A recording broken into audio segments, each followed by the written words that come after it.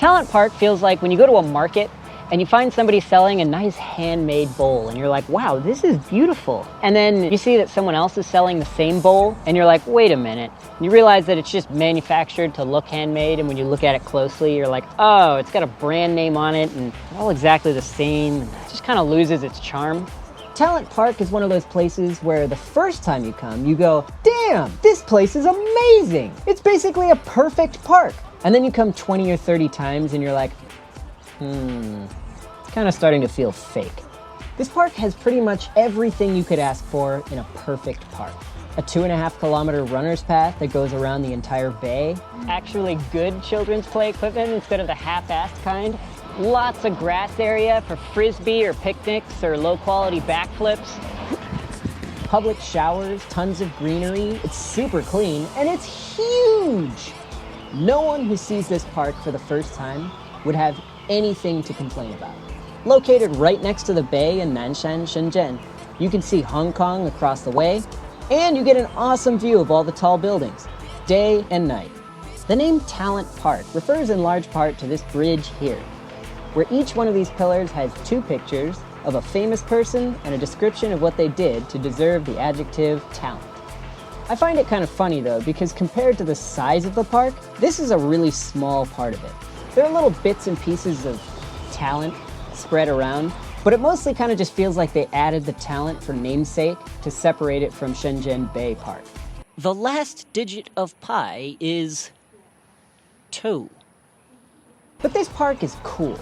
Not only does it have a lot of open space, it has all these branching paths that make you go, wait, was this here before? Especially at night when you follow those branching paths and they don't turn the lights on back here, so it's actually super dark. Love that.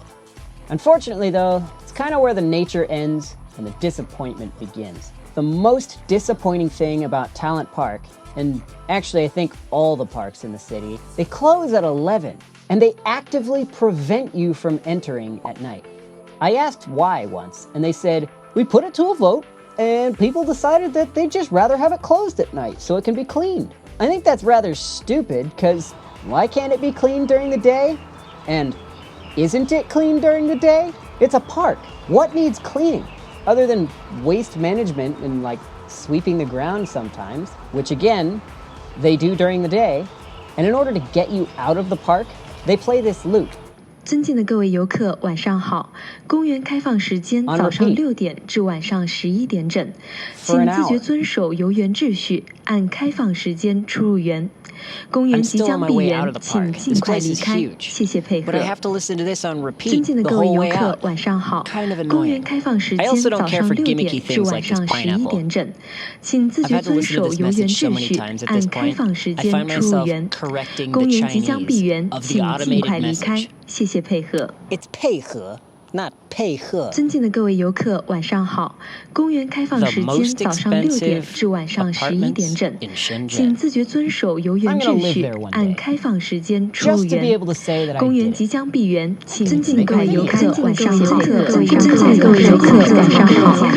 Next, a lot of the plants here aren't natural. Shenzhen has a habit of manually determining the change in seasons by literally tearing out all the old plants and then putting in new ones. So many of the trees here are not well established and need to be on these supports to keep them from falling over. The grass is super well groomed and the flowers are perfect. There's no doubt that it's beautiful, but it also kind of feels sterile. There are some areas that feel a bit more natural, but it also has that very attentively manicured feel to it. Then there's the runner's path. Side note, this isn't really the park's fault. But some people seem to not grasp the concept that the running path is for running. There's plenty of room to walk on the side, yet a lot of people will just completely ignore that and then walk in groups blocking the whole path. Super annoying. Then when you try to squeeze past them, they look at you like, what are you doing? I'm walking here. Another one that isn't really the park's fault, Shenzhen is always under construction. From every angle, there's construction going on. They're constantly blocking off entrances to the park, so it gets more and more to the point where in order to get into the park, you have to go all the way around to the other side. And that is not a short walk. However, the construction is to put in a new subway stop that may already be open by the time you see this video, so could be a completely moot point. And here we have the public showers.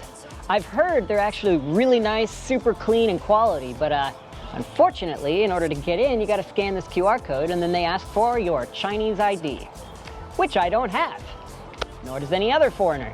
So, Chinese only, I guess. Not intentional, but their system just doesn't have passport support. So no shower for me. Complaints aside though, this is a really nice park to live near.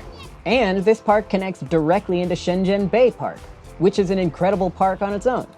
Talent Park is the park I spend the most time at. Feels like every time I spend some time here, I discover something new. There's even a library and a coffee shop here, in the park. The fact that this entire space, in this incredibly expensive area, is completely reserved for park and has no real estate development whatsoever is pretty incredible. Especially considering it's not like New York, where it's just leftover from before the area was worth a lot of money. This area is rather new, and that apartment building is one of the most expensive in the entire city. And not surprising, considering how close it is to this incredible space. Getting to the park right now, though, is kind of a huge pain, considering all the construction they always have going on. Not really a fault of the park, but considering some of the amazing parks they have here, there's some that I like even more. 7 out of 10. Yes.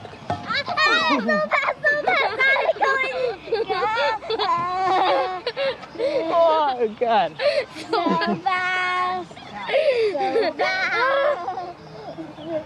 Oh, I'm so dizzy. All right, I'm done.